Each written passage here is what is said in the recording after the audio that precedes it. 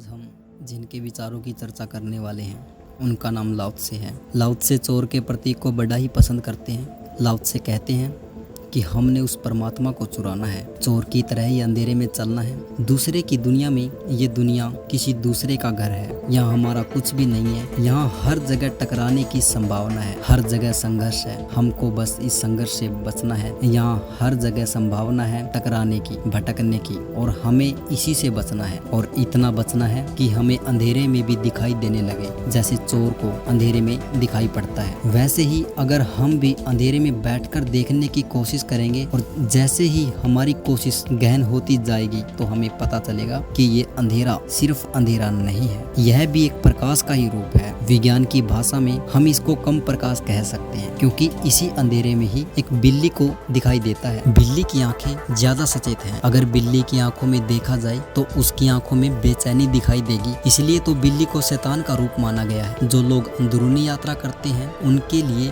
बिल्ली एक साथी है। बिल्ली एक चोर की भांति चलती है। जैसे चोर किसी दूसरे के सामान के पास बैठता है तो वह पूरी तरह से सजग रहता है, और ऐसा ही बिल्ली करती है। जब बिल्ली चूहे के क्षेत्र में जाती है तो उस समय वह पूरी तरह से सजग रहती है। वह खुद को भी महसूस नहीं होने देती। चूहे के निकलते ही उसे झपट लेती है, और वह झपटने की आवाज तक भी नहीं आने देती। अन्य चूहों को पता तक नहीं चलता कि कोई चूहा पकड़ा गया है। आप लोग कभी बिल्ली की नींद पर गौर करना कि वो कितनी गहन होती है, लेकिन चूहे की जरा सी खटक पर उसकी आंखें खुल जाती है। एक योगी की निंद्रा भी बिल्ली के जैसी ही होनी चाहिए। और बिल्ली तो चोरों में चोर है, बिल्ली जैसा चोर अन्य जानवरों में नहीं है। इसलिए बिल्ली की भांति बनो। ये सारा जहान पराया है और सब तरफ अंधेरा है। अगर तुम सीख जाओ ध्यान क्या है तो ये अंधेरा कम अंधकार में बदलने लगेगा, और अंत में एक घड़ी ऐसी आएगी कि तुम्हारा ध्यान स्थिर हो जाएगा और तुम्हारे अंदर का दिया जल उठेगा, और फिर इसी दिए की रोशनी चारों तरफ फैलने लगेगी। जब तक तुम इस प्रकाश को पाने में असमर्थ रहोगे तब तक तुम परमात्मा की चोरी नहीं कर सकते।